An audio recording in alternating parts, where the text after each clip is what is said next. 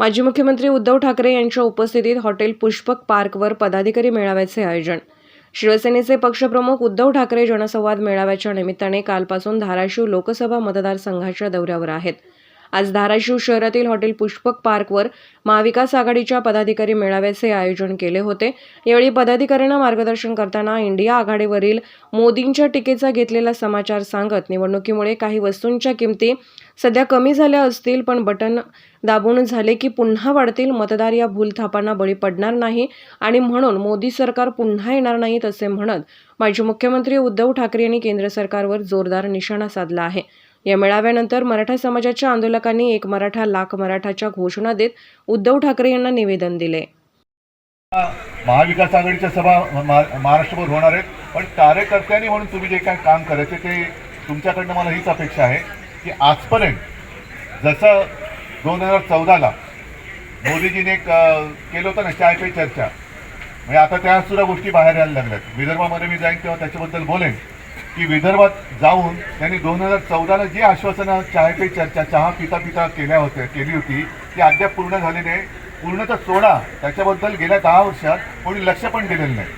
तर अशा ह्या सगळ्या ज्या काही त्यांनी 14 पासून आत्तापर्यंत मारलेल्या थापा, ह्या लोकांना जाऊन विचारा तुम्हाला यातनं काय मिळालं. प्रधानमंत्री आवास योजनेतनं काय मिळालं, उज्ज्वला योजनेमधनं काय मिळालं, पीक विमा मिळालेला आहे का, त्याच्यानंतर जनधन योजना, या सगळ्या योजना तुम्ही हातामध्ये घ्या आणि त्या वर्गात आज महिला दिन आहे.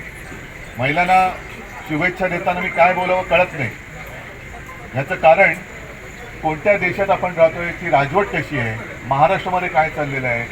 मग जो मेरा परिवार म्हणून मोदीजींनी मध्ये जाहीर केलं, त्या मेरा परिवारमध्ये मणिपूरच्या महिला येत नाहीत का, त्या तिकडे आंदोलनाला बसलेल्या आपल्या महिला कुस्तीपटू त्या येत नाहीत का. अशा सगळी महिलांची हालत बघितल्यानंतर त्यासाठी शिवसेना उद्धव बाळासाहेब ठाकरे पक्षाचं शिष्टमंडळ महामहिम राष्ट्रपतींना भेटलं होतं. विनंती केली होती की त्या ठिकाणी लोकसभेच्या अधिवेशनामध्ये 15% मर्यादा वाढवण्यात यावी आणि आपल्या माहितीसाठी केवळ समाजामध्ये वाद लावण्याची जी भूमिका आहे भारतीय जनता पक्षाची ही अतिशय चुकीची आहे. आता केंद्रात सरकार आपलं आहे, याचबरोबर राज्य सरकार आपलं आहे. आता आपल्याला जर केंद्रात आपण 15% मर्यादा वाढवणारी कायदा केला तर राज्यात जो निर्णय घेतला टिकेल. जर वरच तुम्ही त्या ठिकाणी लोकसभेत जर कायदा नाही केला तर खालचा निर्णय कसा टिकू शकेल, हा मूळ प्रश्न आहे. केवळ मराठा समाजाच्या तोंडाला पाणी पुसायचं काम राज्य सरकारनं केलं. माजी मुख्यमंत्री उद्धव ठाकरे साहेब यांना मी समक्ष भेटून जे आमच्यावर आंदोलन केल्यानंतर 353 सारखे गंभीर गुन्हे दाखल झाले, तर आमचे मुलं शिक्षण करणारी मुलं त्यामध्ये अडकलेली. दुसरी आमची मागणी अशी होती की जे जरांगे पडल्यावर यासाठी समिती नेमली आहे, ती समिती लवकरात लवकर कॅन्सल करण्यात यावी. आणखीन दुसरा एक मुद्दा होता की ओबीसी मधलं 50% आरक्षण आम्हाला त्वरित मिळण्यात यावं. आम्हाला 10% आरक्षण म्हणजे आम्हाला एक गाजर दिल्यासारखं आहे, तर ते आम्हाला 10% आरक्षण नको, तर आम्हाला 50% ओबीसी मधलं आरक्षण पाहिजे. अशा विविध मागण्या आम्ही माननीय माजी मुख्यमंत्री उद्धव ठाकरे साहेब यांच्याकडे आम्ही मांडलेल्या आहेत.